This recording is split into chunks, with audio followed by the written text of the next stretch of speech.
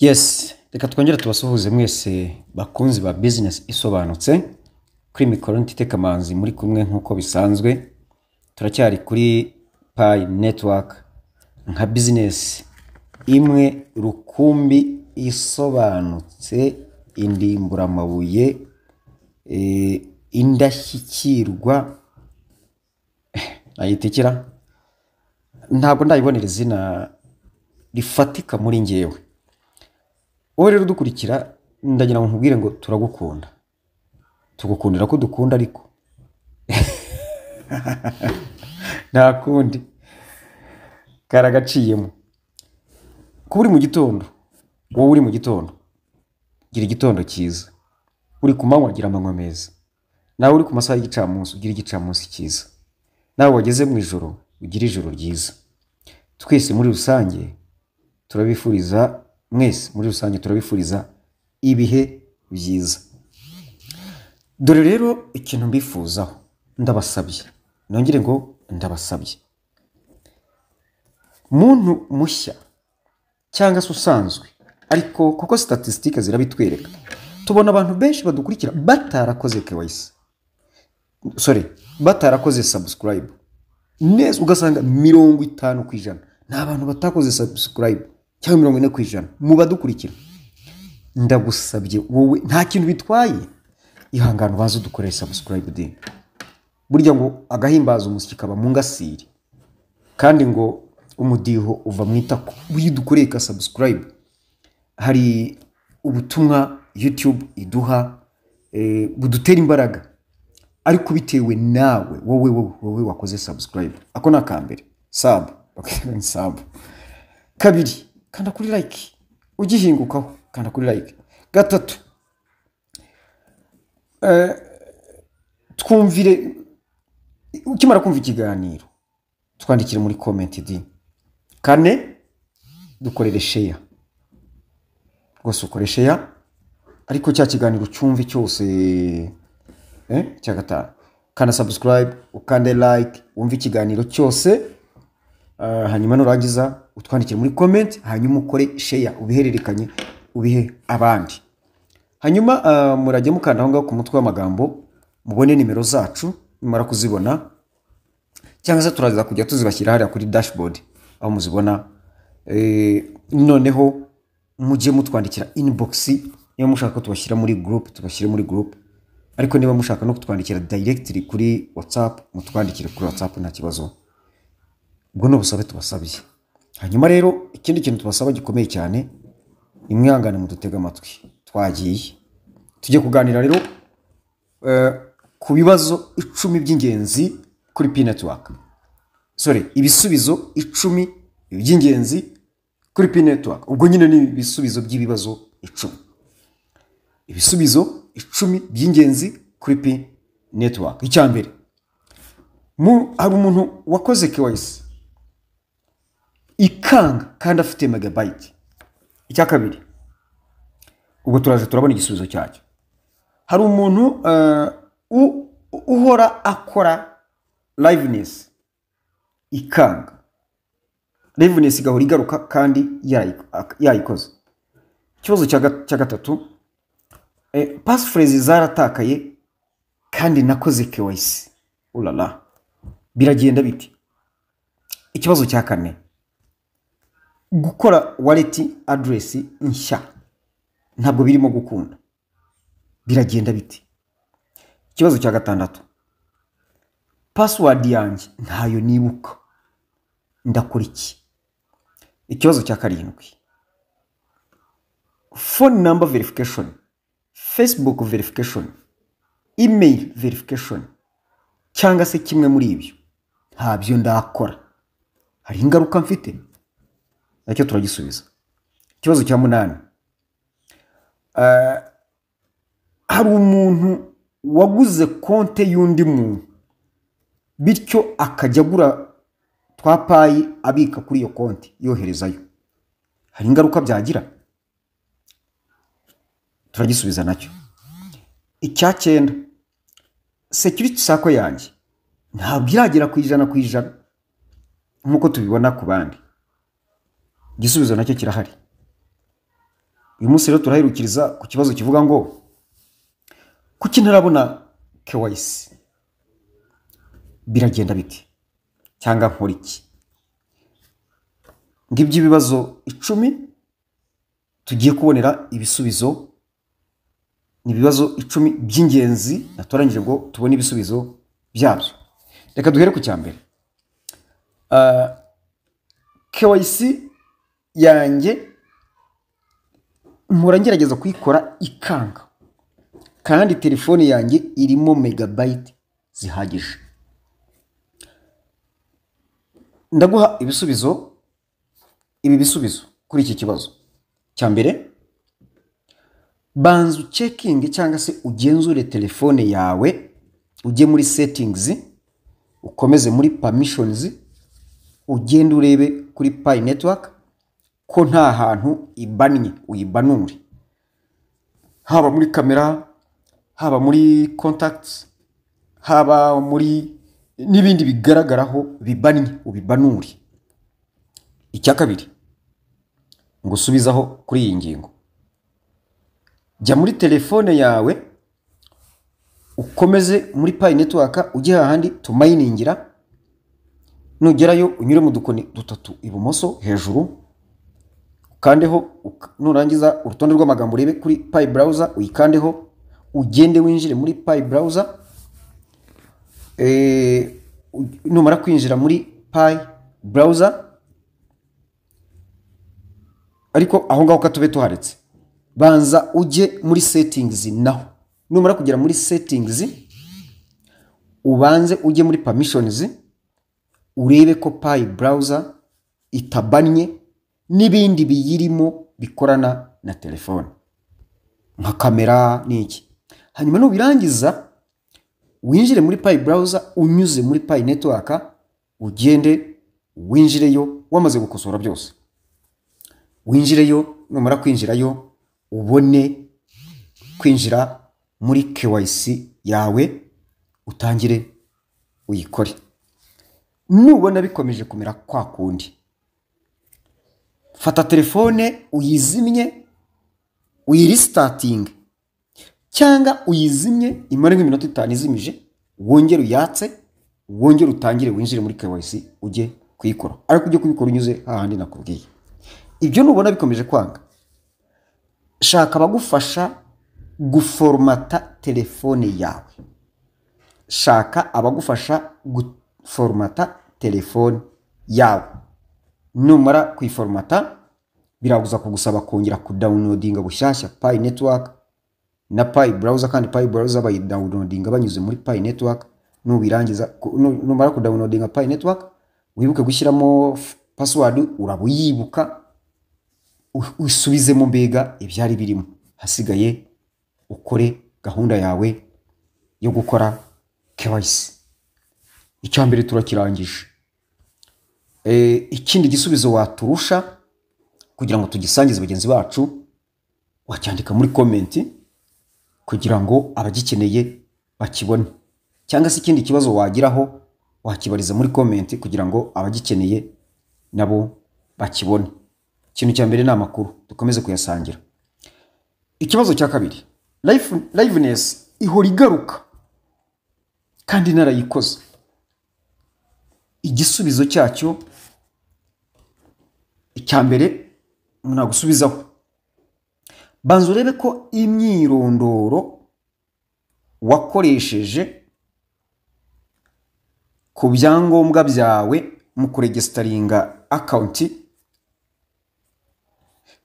ariyo wakoresheje mu gukora KYC. Icya kabiri, reba neza yuko telefone ukoresha ifotora neza, bigaragara, ufite urumuri rwiza, telefone itanga umucyo.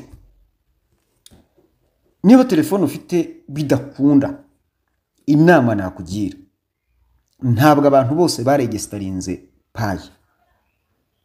Genda ushake mugenzi wawe, nibiba ngombwa unayikodeshe, niba wafata amafaranga 500 cyangwa 1000, ukagiha umuntu utamayininga Pi, kugira ngo bitaza kugaragara ko iyo device ijyamwo accounts za Pi zimayininga Pi network ebyiri. No, ushaka umuntu utamayininga Pi niba ngombwa n'igihumbi kimuhe uri kumwe n'umuntu bisobanukiwe cyangwa wowe ubwawe niba bisobanukiwe. Nurangiza ufata iyo telefone ushyiremo sim card yawe udownloadingiremo Pi network, ariko muri ya telefone yawe ubanze ukore log out, bitagaragara yuko account yawe yagiye muri devices ebyiri. Urabanza ujye muri account yawe ukore log out, twarabyize uko babikora. Numara gukora log out ugende cyangwa sign out, ugende uyishyire mu yindi telefone, usibemo izo application muri telefone yawe, uzisibemo. Ugende noneho udownloadingire Pi network na Pi browser mu yindi telefone ugiye gukoreramo KYC. Nurangiza ukore KYC yawe, nurangiza usige, ubwo urabisetinga mu bushyashya, usige ukoze log out cyangwa sign out muri Pi network aho ngaho. Hanyuma ugarure muri ya yindi yawe, ariko bigaragare ko iyo device wakoreyemo KYC konti yawe ivuyemo, udasubiza mu yawe bagasanga na hariya irabarirwayo tayari. Wongera ugarure mu yawe usubire umayininga bisanzwe ariko liveness, ariko uzayikuremo hariya babyemeje. Nubona bayemeje tayari uzasubire iwawe, cyo cyo kirarangiye. Waba afite ikindi gisubizo yatwunganira abinyujije muri comment kugira ngo ababikeneye bibafashe. Ariko nanone waba afite ikindi ikibazo nanone yakibariza muri comment naho kugira ngo twunguke twese tuzafatanye gukusanya ibibazo. Ikibazo cya gatatu, passphrase izange y'amagambo 28 yaratakaye kandi nakoze KYC. Arya iry'iburyo barifata hasi ni hejuru ni hehe? Ni ku mutima sinzi. Wowe ngo ufata iry'iburyo. Ikibazo ufite inama nakugira, nigeze kubabwira ngo birashoboka ko kugira ngo dusuzume yuko ibi bintu bishoboka, nigeze kubabwira ngo ura creatinga indi passphrase, noneho uyiconfirminga hano kuri etape ya gatatu. Ubwo bizagusaba no kujya ku ya gatandatu, kandi wibuke ko ku ya gatandatu washyizemo ya yindi ijyanye na Pi, kandi Pi ubwo zamaze no kugera kuri wallet Telegram. Iki kibazo kiragoye, ibi ni ugusuzuma nyine kuko nta yandi mahitamo. Ariko ubu ngubu ndagira ngo mpindure igisubizo, hatazagira ugwa mu ruzi arwita ikiziba. Igisubizo we naguha wowe wataye passphrase kandi warakoze KYC na Pi zarabaye migrated kuri Pi network. Njye kuguha igisubizo utari bwishimire simbizi. Wowe uramayininga nkuko bisanzwe, kubwo amahirwe wamaze gukora migration zigera kuri konti, ariko nanone harimo ibyago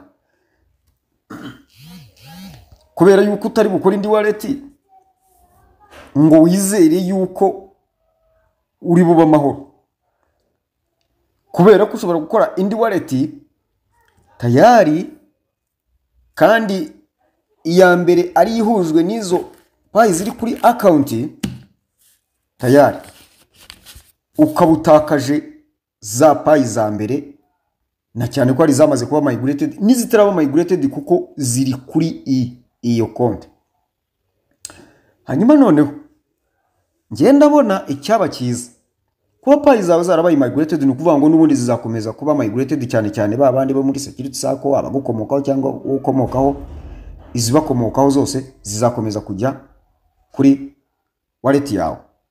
Icyaba cyiza rero wabirekera utyo ugategereza igihe hazabaho ubuvugizi bushoboka muri buri gihugu, kuko ibibazo bizagumya kubaho kandi ubuvugizi buzagumya kubaho muri buri gihugu, kubera ko muri white paper ya Pi tugitangira uyu mushinga ubwanjye nigeze kubonamo yuko hari gahunda yuko Pi izashyira mu ntego zayo ifite kuzashyira ofisi muri buri gihugu Pi ifitemo aba pioneers. Ubwo rero ni ukwizera ko mu buvugizi bwaba bwo mu gihugu cyangwa se mu karere cyangwa se online, na cyane ko tuzakomeza gucata na Core Team, tuzabagezaho iki kibazo, hakabaho gufasha abantu bibagiwe passphrase zabo, kandi hari Pi zabo zarabaye migrated to mainnet account. Ibi ngibi ntekereza ko utabicokoje zazagumaho, hanyuma ariko hakajyaho n'ubuvugizi busaba gutanga igihe cy'imbabazi cyo gukora izindi wallet address, ariko izi Pi ntizipfa ubusa. Mininga ubireke bikomeze bityo, ariko wumva yuko uzazikoresha ikise ntacyo, kuko ntushobora no kujyayo. Cyokora hano iyo tujya hano muri mainnet checklist tuhita tuzibonaho hariya hejuru kuri available balance n'iziri kuri migrated to mainnet, uzazibona ariko ntacyo uzazikoresha. Mininga rero uzireke zigumeho, tuzagumye gukora ubuvugizi muri kwandikira Dr. Nicholas cyangwa se Core Team, bityo ahari igisubizo kizaboneka. Nkuko habonetse igisubizo ku bantu bashobora kumininga bafite imyaka munsi ya 18, igisubizo cyaratanzwe kandi mbere nta cyari gihari. Nibi rero turizera yuko mu gukomeza gukora ubuvugizi byakunda. Twakomeje ikibazo cya kane. Ku kibazo cya kane, gukora wallet nshya byaranze, mpora mbigerageza byaranze. Igisubizo ni kimwe, nugukomeza. Ibwo bisubizo ni bibiri: nugukomeza ukagerageza mu masaha atandukanye, no kugerageza mu masaha y'ijoro nkuko bamwe twumvise babivuga, kuko ari igihe bikora koko. Ariko ikindi gisubizo ni ukwihangana, systeme ibirimo gutunganywamo bikazarangira, kubera yuko uburyo bwo gukora indi wallet nshya burahari, burateganijwe, buragaragara, ariko ntibirakunda. Barakubwira igisubizo baguha iyo ukomeje kubitugarika, barakubwira ngo please try again later. Nihanangirize hano abantu, nubona bagushubije bwa mbere yuko ugomba gutegereza, bakagusubiza bwa kabiri ko ugomba gutegereza, irinde gukomeza bwa gatatu. Ntabwo ari byiza. Akenshi bakunda kukubwira ngo irinde kubikora inshuro nyinshi. Ibyo ni ugucokoza systeme kandi ntabwo biba ari byiza. Aha, icyo kirarangiye. Tujye ku cya gatanu. Ikibazo cya gatanu kirabaza kiti: passphrase yanjye password yanjye sinyibuka. Muntu utibuka password, haracyari amahirwe yo gukora password nshya. Genda nawe ujye muri systeme twarabyize kenshi y'ukuntu babikora, uyihindure, uri covering indi. Forget password, yego ubikore, ukurikize inzira bagusaba kugira ngo ukore indi password, inzira zikigendwa. Ibi ngibi birajyana n'umuntu ufite password y'ikimenya bose.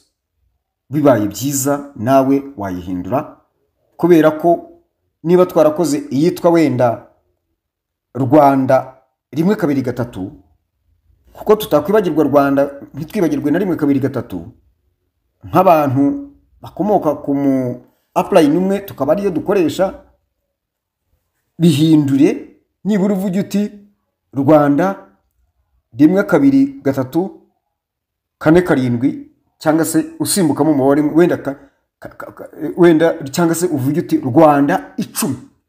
Iyo mibare uyikure kuri 3 uyishyire kuri 2 cyangwa ushyireho umubare umwe, ariko uyihindure. Kandi niba wumva ntacyo bigutwaye, ntacyo bitwaye, kubera yuko biragoye ku muntu kuzakoresha konti yawe adafite telefone yawe, na cyane yuko izaba irindiwe muri blockchain. Buriya ibi bintu byubakitse ku buryo usibye abaguhaka ariko se bazahakinga blockchain technology. Aha ibisubizo ni ibyo rega. Hanyuma ikibazo cya gatandatu, phone number, Facebook account, email account kubi verifying. Ntabyo nda verifying. Umuntu utarakora phone number verification, ibindi byose yakora nta kintu bimaze. Umuntu utarakora Facebook account verification, ibyo ukora byose hari icyo usimbutse kandi cy'ingenzi, ubahiriza impamvu bayiguhaye.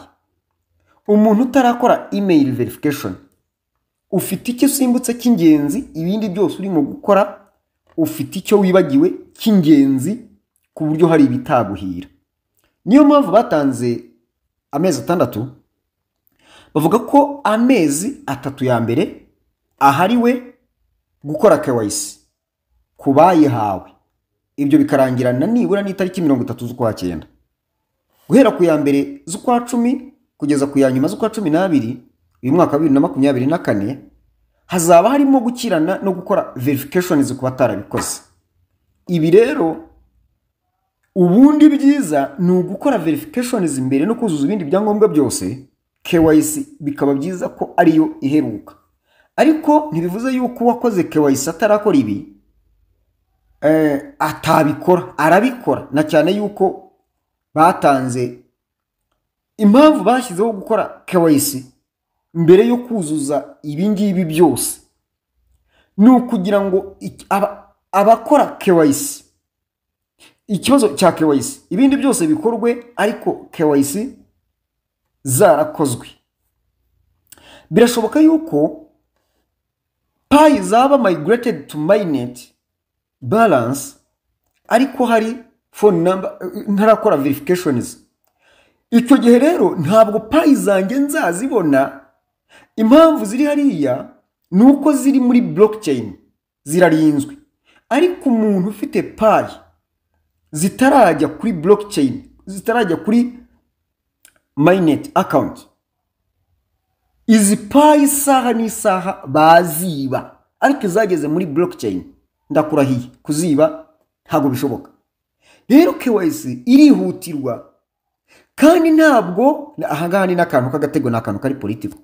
Ntabwo Pi zawe bazakwemerera kuzimigratinga ngo zijye kuri muri make ntabwo bakwemerera kumigratinga Pi zawe utarakora verification. Iyo umaze gukora arabumva yuko zajya kuba migrated kandi utarakora verifications. Oya, iyo umaze gukora KYC bakotsa igitutu, barakubwira banza ukore impuzo. Nawe rero iyo ubona Pi zawe zitarajya kuri mainnet account, uravuga uti none se ubu ngubu aho ngabo ziri nkurahiye uhoraho ko bazi kwiba bigashoboka byoroshye cyane. Rero kugira ngo batazikwiba, batazinyuruza, bataguhakinga, rwose ugomba kubanza gukora izi verifications zateganijwe kugira ngo Pi zawe zigende zijye kuri mainnet account muri blockchain, kugira ngo zibe zirinzwe nta muntu ushobora kuzihakinga. Nicyo kirarangiye. Tujye ku kibazo cya 7. Ikibazo cya 7 kirabaza ngo ku muntu waguze Pi, waguze konti yo kwibikiraho utwa Pi twe, naguze konti y'umuntu, ni umuntu wenda ntacyo bimushishikajeho ariko yari yamayininze, ambwa ati mpaye nkwerekeye, ariko noneho tukumvikana yuko nzajya nguriraho n'izindi nkabikaho udupayi twanjye nkazongera utwanjye mbega. Ibi bintu umuntu uri mu kubikora urimo gukora amahano muri iki gihe cya unclosed mainnet. Uyu muntu bizagusaba ko gukorera KYC. Uyu muntu bizagusaba ko gukorera KYC, kandi wibuke yuko iyo passphrase yarazifite. Ese umunsi yazitije uzamuburanya kandi konti ariye, cyangwa mugiye kurema inzangano gusa zishingiye ku makimbirane ashingiye ku busa gusa? Ikindi, ese izi Pi uzazitransferinga hehe mu byukuri? Ni kibazo. kuko kohereza payi nyinshi ahantu kuri konti iyo ari yo yose umubare runaka urenze uko ubitekereza bitagaragara ko ari ukugura, kandi kugura nabwo tugirwa inama ko tubikora dushingiye kuri giciro cya GCV, ntabwo ari ugupfa gukora transaction gusa. Ese utekereza ko severe investigation, sincere investigation, ubugenzuzi bukaze budakebakeba umunsi bwabayeho nk'uko bagiye babivuga, uratekereza ko buzagusiga amahoro?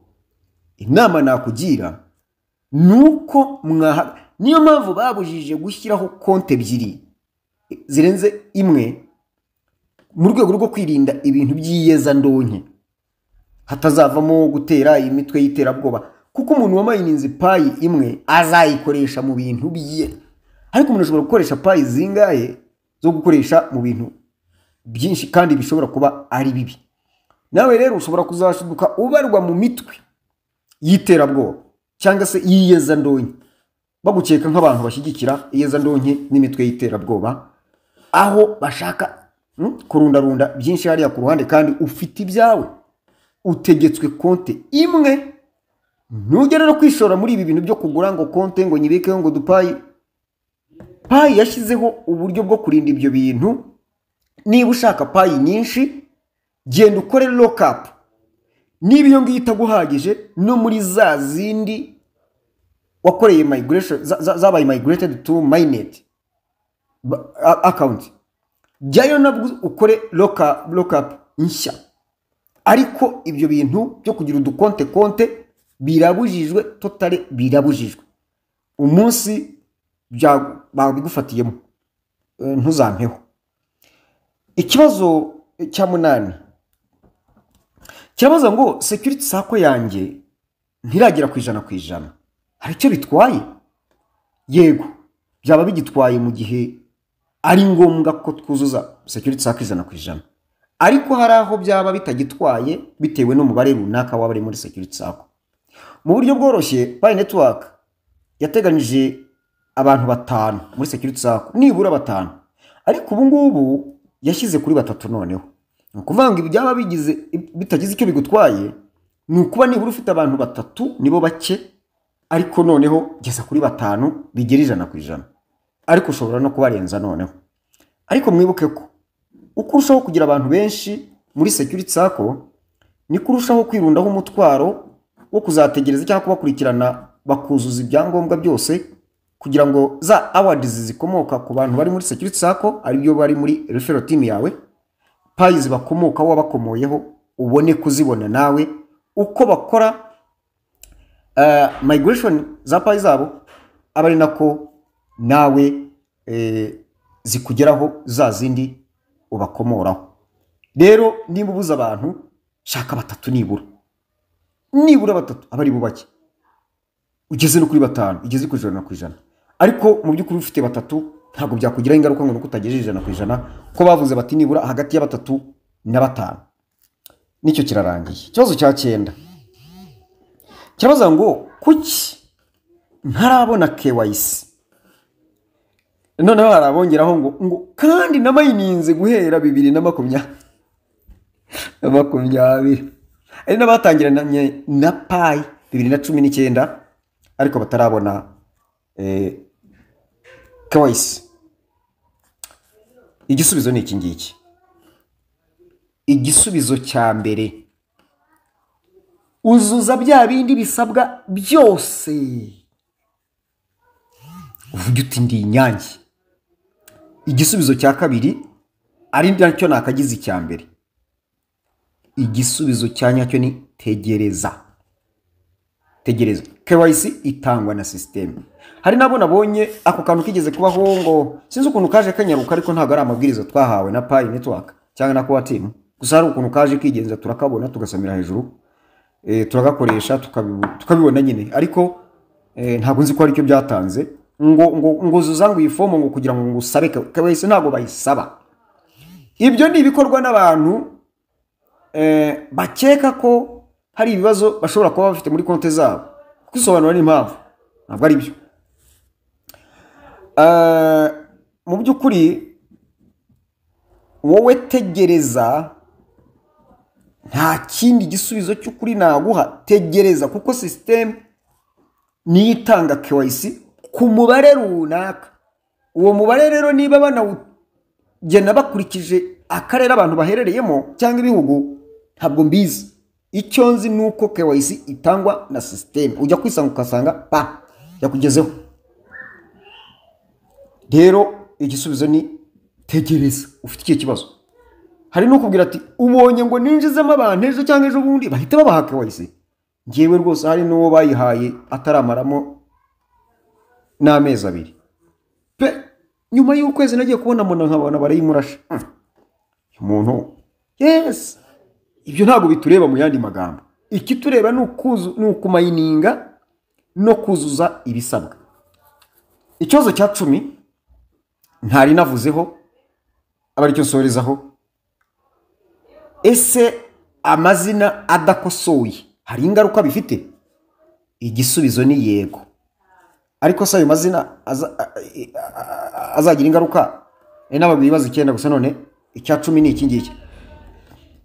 Nayahe umuntu ufite amazina yaregestarinze muri account ya Pi Network, ariko ayo mazina akaba adahuye n'ibyangombwa bye byemewe n'amategeko ya leta y'igihugu cye, ari mu mazi abira ni nyama yarwo. Uyu muntu rwose nashaka biyihanagura.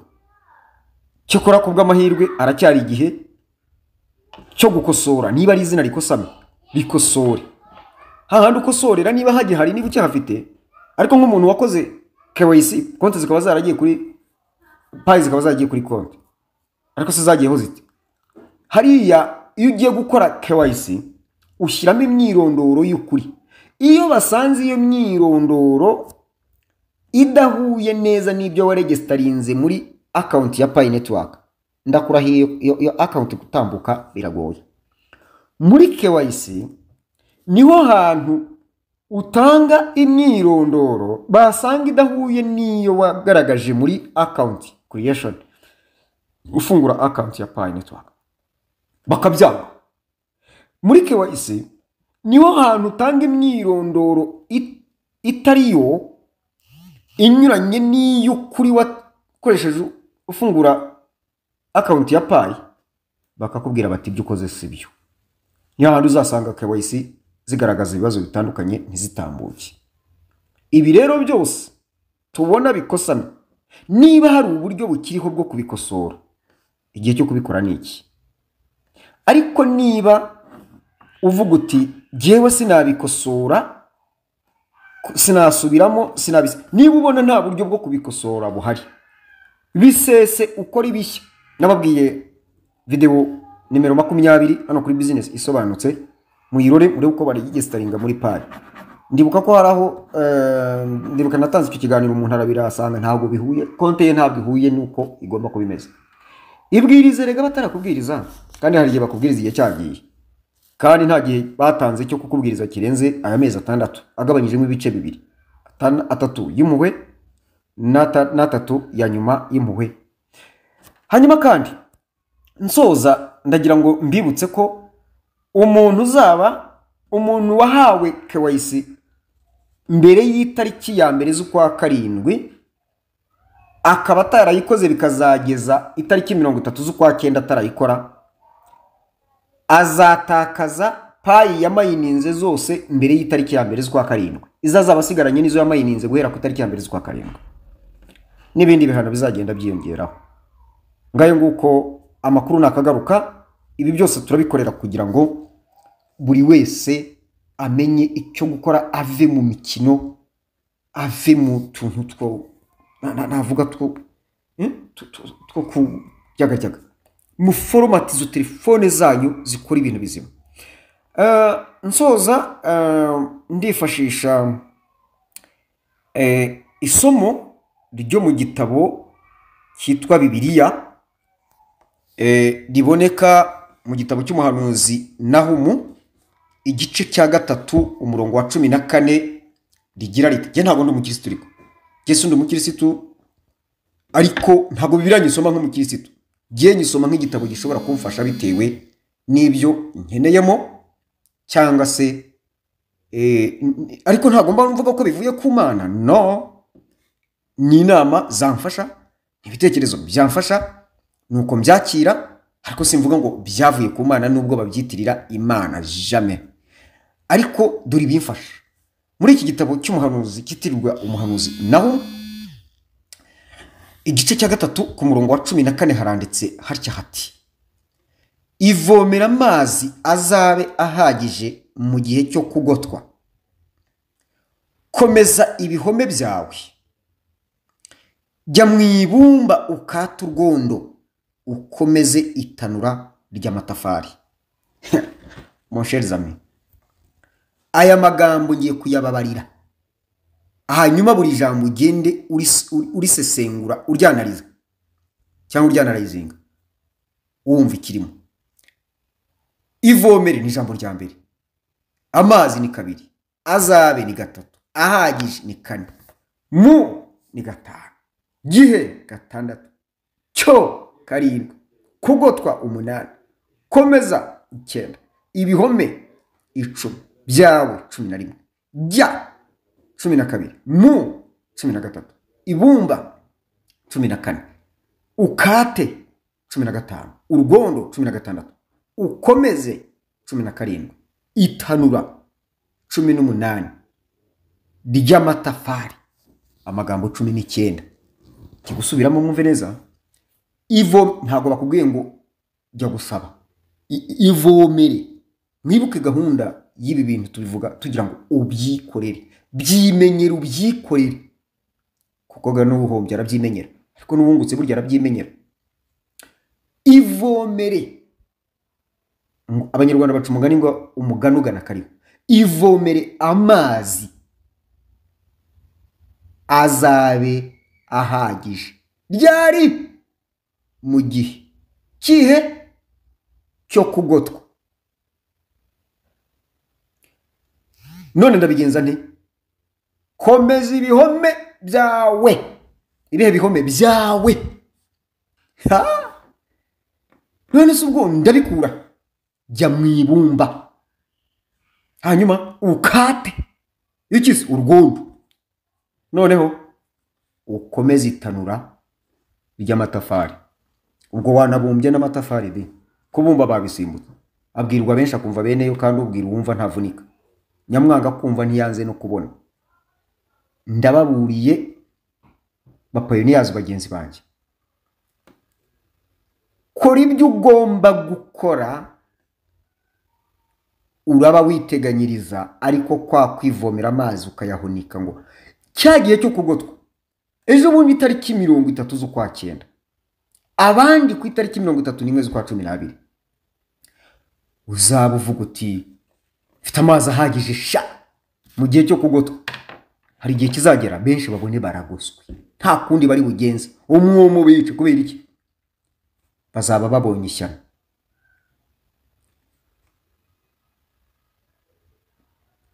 Uzuza ibyo usabwa, icyo gihe nikigera uzaba warakomeje ibihome byawe cyangwa se inyubako yawe, account yawe nicyo gihome cyawe. Ngwino ujye gukora verification, jya mu ibumba ukata urwondo. Nubikora utyo uraba urimo gukomeza itanura ry'amatafari, uraba urimo gukomeza account yawe. Icyo gihe kizagera account idadiye. Wacu Gatsibo dufite siroga ivuga ngo turadadiye kandi tuzakomeza kudadira. Ako kantu iyo siroga yadukanywe na nyakubahwa Perezida wa Repubulika yiyamamaza 2017. Abo ngo Abanyagatsibo ngo muradadiye, ngo Abanyagatsibo ngo muradadiye. None ejo bundi mu kwamamaza umukandida wa RPF Inkotanyi twa dufite siroga ivuga ngo Abanyagatsibo ngo turadadiye kandi tuzakomeza kudadira. Bapayoniyazi muradadiye, we ku giti cyawe uradadiye. Niki wakora ngo ube udadiye? Bya bindi byose nari ndimo mvuga, genzura akantu ko, kandi nubikora neza ya tariki izagera udadiye, igihome cyawe kizaba gikomeye. Rero kugira ngo kizabe gikomeye, jya mu ibumba, genzura buri kantu, cukumbura. reba umwirondoro wawe, reba ko ugikosoreka, igishoboka cyose gerageza ugikore, kandi tubivugira hano, tubigaragaza hano kugira ngo ushobore kubyikorera. Niba udashoboye kubyikorera, ndakuraritse kuri 15 z'ukwa munani 2024 dufite umuhuro kuva saa 4 kugeza saa 7 i Kigali. Tuzababwira neza. Nimero yanjye ngiyo, nyandikira inbox ngushyire ku rutonde rw'abandi, uduha izina na nimero za telefone. Utafite nimero za telefone n'izina ntabwo twandika. Niyo watanga izina rimwe na nimero za telefone, maze rero amakuru n'ibiganiro kuri Pi Network ntibishira, nakagaruka. Ndakurarikira mana yanjye, nk'iki kiganiro koko umuntu udashaka kucyumva ninde koko? Abantu ntabwo bashaka kamunani, maze urwo sinarugeze. Nzaba ndi kumwe nawe, urwanjye ndarurangije, ndagukarabye, ndaguhanuriye, ugiriye inama, nkoze ibishoboka. Ibyo udashaka kumva ngo maye ngo ntiwakumva mu kiganiro ngo iminota ngo uyu nawe ngo agira amagambo ye, none wagira ngo ngire iki? Umuvumo? Oya, ni amagambo Imana yarayampaye. Impawe uyu magambo rwose uvuga, urwo rurimi sinjye warwihaye, n'ikinyarwanda sinjye wakiyigishije, naragisanze. Niyo mpamvu ngikubwira wowe wumva ikinyarwanda rero n'indimi ziyishamikiyeho. Hata wowe ufite icyo ukeneye, ngwino wiyumvire. Burya ngo uhanze kuvugwa yaheze mu nda nyina. Jewe rero nkunda bamvuga nkuko nkunda kuvuga. Ibyo mwavuga byose ntacyo bintwaye, ariko nzi ko umusaza asara akagwa ku ijambo. Ijambo ryanjye rero ni iryo, uri burigweho rimugirira umugisha, ntabwo rero bimukomeretse rwose. Ibuye abubatsi banze niryo ryahindutse rikomeza imfuruka. Muntu wanjye ukeneye aya magambo ngo ntiwakumva iminota 40, ngo ntiwakumva iminota 50, nyamara umara amasaha n'amasaha uryongora ahantu mu bintu bitari bukungukire, uryongora kuri TikTok z'abandi zitari bugira icyo ziguha. Koko wakwihanganye ukakurikiza wa mupayiniya we, ibiri bugire icyo bikumarira. Murakoze cyane, narondogoye ne gukomeza, ahubwo reka mparire abumva icyo bari bukuremo. Mugubwe neza.